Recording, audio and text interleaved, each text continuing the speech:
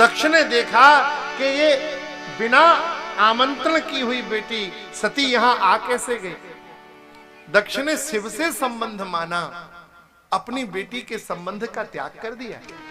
देखते हुए दक्ष ने पीठ कर ली। भगवती सती को बुरा लगा, फिर भी भगवती सती यज्ञ के दर्शन के लिए गईं और जब यज्ञ का दर्शन किया और जब देखा कि विष्णु आदि देवता सभी के भाग हैं लेकिन भगवान शिव का भाग नहीं है, महाराज हृदय टूट गया, क्रोध आ गया, अधर कांपने लगे, शरीर में तेज आ गया, भ्रुकुटी तन गई और माता सती ने फिर तो अपने पिता को बहुत सुनाई। हे पिता, 2 अक्षर का नाम है भगवान शिव। अरे जो नाम ले लेते हैं उनका कल्याण हो जाता है। जो अपने नाम लेने वाले का कल्याण कर ले, लेने वाला छोड़ दो। कोई ले रहा हो और किसी ने धोखे से भगवान के नाम को सुन लिया हो तो सुनने वाले का कल्याण कर देते हैं। ऐसे भगवान शिव से बैर किया, उनकी निंदा की। हे पिता, तुम्हारे शुक्र से उत्पन्न ये देह अब मैं धारण नहीं करूंगी, क्योंकि शास्त्र कहता है यदि कोई अपने आराध्य का अपमान करे तो बस लगे तो उसकी जीभ काट लेनी चाहिए, और यदि इतना सामर्थ्य नहीं है तो फिर अपने दोनों कानों पे श्रवण मूंद नत चले ऊपर आई, अपने कानों पे हाथ धर के और उस स्थान का त्याग कर देना चाहिए। भगवती माता सती ने कहा मैं पश्चाताप करूंगी, अब मैं भगवान शिव के सामने कैसे जाऊंगी। जब वो मुझसे कहेंगे हे प्रिय दक्ष सुता, जब आपका नाम लेके मेरा संबोधन करेंगे तो मुझे बहुत दुख होगा। आपके रक्त से संबंध इस देह का है, इसलिए पिताजी अब आपके यज्ञ में, इसी यज्ञ में मैं आहूत होकर अपने शरीर को समाप्त कर दूंगी। और महाराज भगवती माता सती ने योगाग्नि का स्मरण किया, अंगूठे के ऊपर संपूर्ण शरीर को धारण कर लिया। भगवती माता सती ने अपने प्राणों को भ्रू मध्य स्थापित किया, ध्यान किया भगवान श्री हरि का।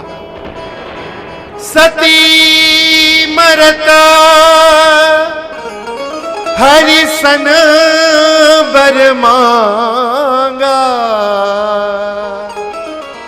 जन्म जन्म शिव पद अनुरागा, जन्म जन्म शिव पद अनुरागा।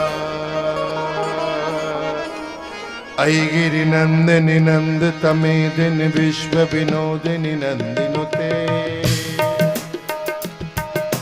गिरिवर विंद सिरोधिनी वासिनी विष्णु विलासिनी जिष्णुनुते।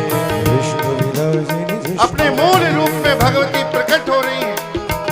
अंगुष्ठ पे योग साधन किया, संपूर्ण शरीर से योगाग्नि प्रकट हुई और माता जगदम्बा के रूप में नंदिनी नंद तमेदिनी विश्व विनोदिनी नंदिनुते, गिरिवर विंद सिरोधिनी वासिनी विष्णु विलासिनी जिष्णुनुते। भगवती हे सिति कंठ कुटुंबिनी भूरि कुटुंबिनी भूति कृते, जय जय हे महिषासुर मर्दिनी रंभ कपर्दिनी शैल सुते, रंभ कपर्दिनी शैल सुते। ओ मैया रंभ कपर्दिनी शैल सुते, रंभ कपर्दिनी शैल सुते, रंभ कपर्दिनी शैल सुते। हत कल्मष तद्देहा प्रापत तदग्निना, भस्मसात् भव सद्यो मुनि श्रेष्ठ तदीक्षया।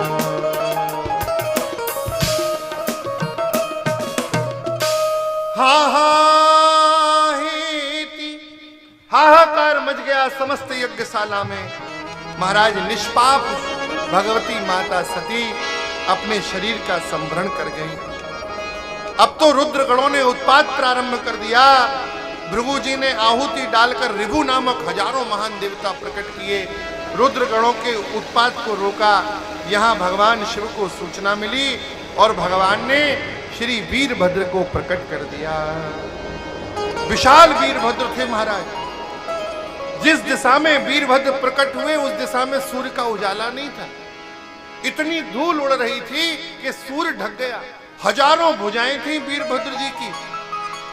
महाराज विशाल काय देह थी, आकाश से सिर टकरा रहा था। यहां वीरभद्र का प्राकट्य हुआ। भगवान ने कहा यज्ञ विध्वंस करो, और यहां महाराज दक्ष की यज्ञशाला की हालत खराब हो गई। सियार और उल्लू चिल्लाने लगे, श्वेत बिच्छुओं की वृष्टि होने लगी, आकाश से धूल की वर्षा होने लगी, हवाएं चलने लगी, विव्रत घूमते हुए धुंध चलने लगे, वायु से कंपित टिड्डियां सारी यज्ञशाला में गिर गईं। महाराज दक्ष की यज्ञशाला देखते ही देखते हवा में उड़ गई। इतनी तेज वायु चली कि देवता रक्त का वमन करने लगे यज्ञ कुंडों में। हड्डियां महाराज, मांस खंड हड्डियां ये यज्ञ कुंडों में गिरने लगी।